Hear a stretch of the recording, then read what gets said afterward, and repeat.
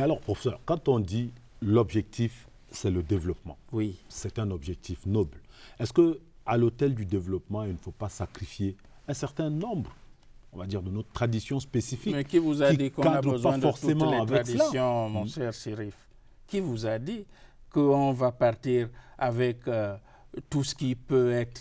Oui, mais tel qu'on vous entend, tel qu'on entend les intellectuels tout à l'heure dans le reportage, Oui. on a justement cette impression-là. L'Afrique va dans cette mondialisation, dans ce développement-là, avec tout ce qu'elle possède. Et non, avec tout ce qu'elle possède de bon.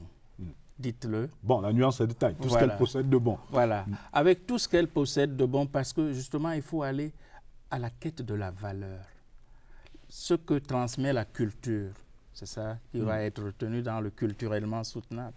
Ce n'est pas toutes les productions de l'humanité à un moment M, n'est-ce pas? C'est une sélection de cela qui est transmise. Hein? On a produit ici, tout ce qui a été produit ne saurait être transmis, mais on retient la valeur.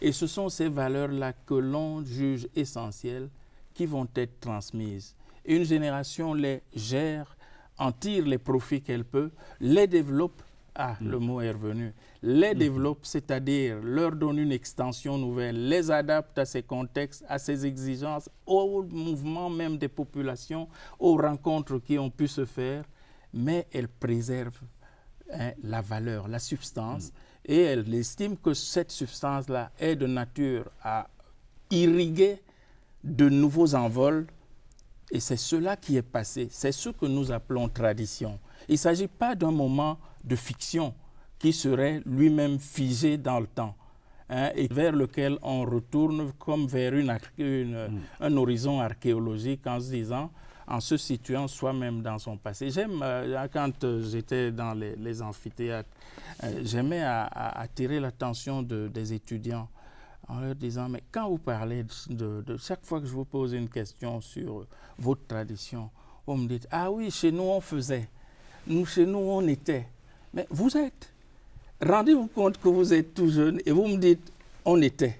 Parce qu'ils ne voyaient rien, justement. Voilà, non, précisément parce que dans les schèmes mentaux des hommes et des femmes colonisés, on leur a dit que l'existence de leur existence patrimoniale, disons ça comme cela, est restée dans le passé et qu'il y a la modernité qu'on leur a apportée. Regardez, quand nous parlons dans plusieurs langues africaines, quand on parle du travail, on dit, OK, le travail du blanc ne finit pas. Ce n'est pas la valeur travail pour soi, c'est la valeur travail du blanc, c'est-à-dire le travail pour la modernité. Le travail que le blanc nous a appris. Voilà, on s'exclut de ce travail-là, mais quand on rentre, on retourne à ses affaires. Vous comprenez bien? Tous, regardez les mouvements de retour en début de week-end. Les gens quittent la ville. Ils vont au village. Ils vont chez eux. Ils reviennent à la ville. La ville devient on s'y ressource forcément. Forcément. On y va théoriquement pour se ressourcer. Mais dans tous les cas, quelle que soit la nature du ressourcement, n'est-ce pas, mentalement, on s'y sent plus libre que dans la ville qui a ses règles, qui est cruelle, qui est... donc cruel, quand vous prenez ces schémas, ça a l'air de rien. Mais le rapport à la valeur, voilà le vrai problème. Or, nous disons qu'on doit pouvoir, les traditions, on doit les regarder non pas par rapport à l'émergence, non pas par rapport à ce que vous appelez la mondialisation, non pas par rapport à la modernité, mais plutôt l'émergence sur la base des bonnes traditions, des traditions techniques. Prenez la vannerie. La vannerie, prenez le travail du bois. Il y a des traditions de travail du bois. Il y a des traditions de traitement de l'aliment, de sa production à sa consommation. Comment ne pas pérenniser au mois de... Vous dites, en Occident, on prend, on va dire, la technique ou la technologie et on garde les traditions africaines. C'est de ça qu'il s'agit? Mais je crois que quelqu'un a écrit L'aventure ambiguë. C'est un vieil ami. Et vous avez dû lire et étudier avec beaucoup d'amusement, l'éclatement de la personne, n'est-ce pas, qui est au centre de cette aventure ambiguë. Il faut revenir à ces fondamentaux-là, donner un sens à son rapport à l'autre. Et quand on va vers l'autre, comme il est venu vers nous, parce que j'imagine que nous sommes chez nous ou en Afrique, mais quand on va vers l'autre, ciblons d'abord quel autre? Ciblons ensuite l'objectif de notre voyage vers l'autre. Ciblons ce que nous pouvons tirer de meilleur vers l'autre. Et pourquoi pas imaginer des conquêtes nouvelles, des rapports nouveaux qui ne soient pas des rapports de violence, mais des rapports de mixtion, des rapports de partage, des rapports d'échange, des rapports de dialogue. Des rapports égaux. Des rapports, mais d'égalité, parce que l'humanité en vous, comme en la personne d'autrui, n'est pas différente. C'est l'humanité. Donc ce qu'il faut rechercher, c'est de préserver chaque fois sa propre dignité, tout en préservant la dignité d'autrui, mais entrer dans les jeux, les jeux qui sont d'une complexité. Que dans le continent africain d'aujourd'hui, préserver, on va dire, cette dignité-là est l'exercice le plus difficile quand on voit ce qui se passe, notamment au niveau des intellectuels et des hommes politiques. Je suis tout à fait prêt à vous suivre. Mais ce n'est pas seulement au niveau des intellectuels et des hommes politiques. C'est ce qu'on voit le plus. Voilà, ils sont vus le plus, mais ils sont en rupture très souvent avec leur propre peuple. Vous le savez aussi. Et nous constituons une quantité fort négligeable. Et quand on tient le langage que nous essayons de faire prospérer aujourd'hui, un langage qui n'est pas de rupture au sens brutal, mais qui est un langage de reconstruction, par la déconstruction préalable des systèmes qui aliènent et qui nous exportent de nous-mêmes. Parce que nous étions sur ce modèle-là où des enfants vous disent « non, nous étions ceci ». Alors qu'ils sont. On mangeait comme cela. Alors quand ils quittent l'école, ils vont manger leur beignet fait selon le mode tradition, leur mintumba selon la mode tradition, leur mboussiri selon la mode traditionnelle. Mais nous disons, ok, rattrapez-vous. Le mboussiri, vous le mangez toujours. Absolument. Il ne vous vient pas d'ailleurs, mais on peut le produire aujourd'hui de manière à ce qu'on minimise la pénibilité de sa production, qu'on le rende plus disponible en tout temps, en toute saison, qu'on domine donc les questions de rupture et qu'on gère les stocks alimentaires de sécurité, n'est-ce pas?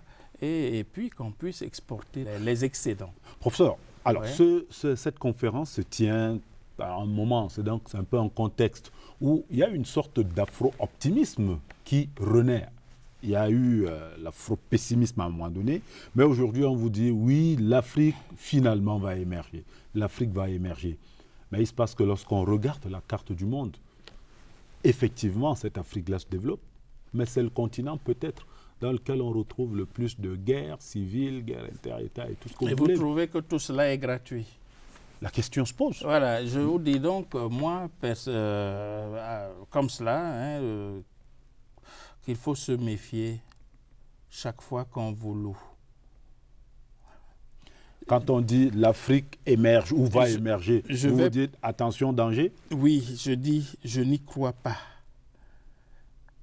Je redoute les cadeaux de ceux qui ont mis l'Afrique là où elle est et qui entendent la maintenir au plus bas de ce qu'elle est. Donc, tout éloge de l'Afrique, pour nous autres, est frappé de soupçons.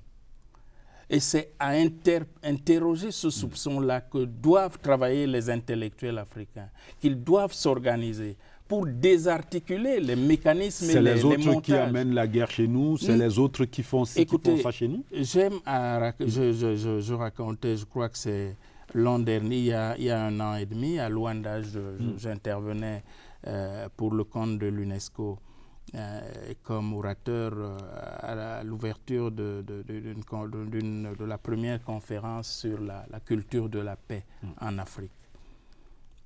Et mon propos était simple. Vous parlez de guerre, on parle de paix. Mais écoutez, qui fabrique les armes? Qui fabrique les armes? Est-ce que vous imaginez que les industries de l'armement fabriquent des armes pour qu'elles restent dans les musées? Non, pas du tout. Voilà. Alors, il faut partir de là. Il y a toute une pensée militaire mondiale. Et les industries de l'armement sont les plus prospères de la planète Terre. Mais qui vous oblige à acheter des armes? Non, personne. Les mécanismes du monde, du système monde, qui veulent justement que les plus faibles, quelquefois, sont armés.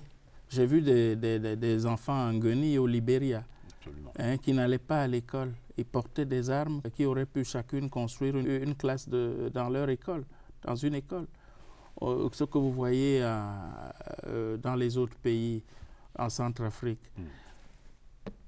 Regardez la géopolitique. Oui, la géopolitique, mais regardez également la carte géologique que vous pouvez mettre sous. Partout où ça se passe, c'est des sortes de scandales géologiques, scandales miniers, comme on dit. Là, il y a du développement qui arrive là.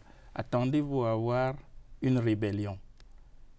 Vous allez du jour au lendemain vous réveiller avec une rébellion partout en Afrique. Est-ce que ce n'est pas facile tout le temps de dire non, c'est la faute aux autres, mais c'est la faute aux Africains aussi. Il ne faut pas occulter la responsabilité. Puisque certains parmi nous, pour porter une veste et une cravate aussi belle que la vôtre, sont prêts à vendre leur âme et à vendre leur peuple et à entrer dans des jeux de soumission qui travestissent totalement l'homme en eux. Ils deviennent de véritables dépotoirs, n'est-ce pas, de la pensée résiduelle de ce que nous appelons le système dominant. Et alors, tout va se construire. Ils seront en costume et cravate, évidemment. Mais pour dire quoi? Je dis aux gens, je n'ai aucun complexe. Moi, en passant, vous aussi, vous avez une très belle cravate. Je n'ai aucun complexe d'exhiber une cravate que par mon travail j'ai pu acheter. Que la plupart des gens dans les pays qui nous donnent des leçons ne peuvent pas s'acheter. Parce qu'il faut le savoir aussi. Il y a des pauvres partout. Beaucoup de pauvreté de ce côté-là. Et je n'y vais donc pas avec complexe. Je suis une élite africaine et j'ai le droit, en toute liberté, de rester africain et de choisir, quand vient le matin, le costume que je vais porter selon le occidental, rythme traditionnel, etc. chinois, tout ce qu'on veut. Tradition. Tout est tradition.